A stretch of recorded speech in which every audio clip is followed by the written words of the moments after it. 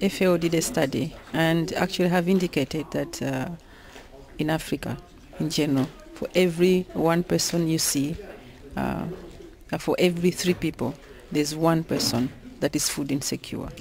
And so that to us is a challenge. There are a number of concerted efforts that have been undertaken at a global level to address these issues.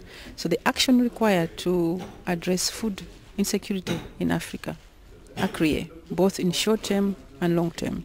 In the short term, there need to be targeted measures, safety nets, and social protection, including actually addressing the challenges of smallholder farmers in terms of the inputs to producing food, things like seed, fertilizer, and sometimes chemicals to reduce crop losses.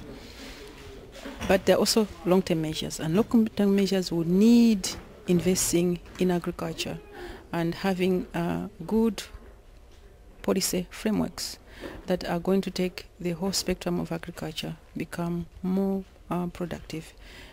This includes addressing the supply side constraints, issues of infrastructure and transportation, issues of technologies, issues of assets and land accessibility and ownership, issues of credit and financial availability.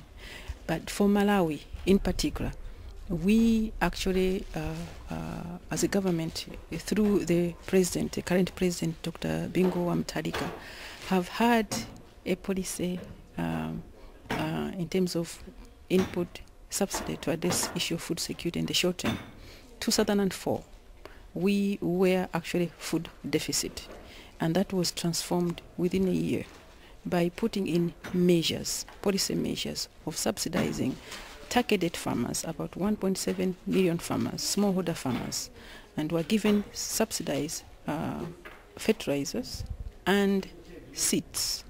This transformed the country, produced a surplus of about 500 metric tons the first year in 2006-2007, and since then we have actually been on uphill producing surplus maize crop for people. So for us, it has been a success story. But this actually is being complemented by another initiative, and this is called the Green Belt Irrigation Initiative, where the country is going to harness all the land along the perennial rivers and lakes so that Malawi can produce more food, but that is also certain strategic crops for export. So that is the story for Malawi.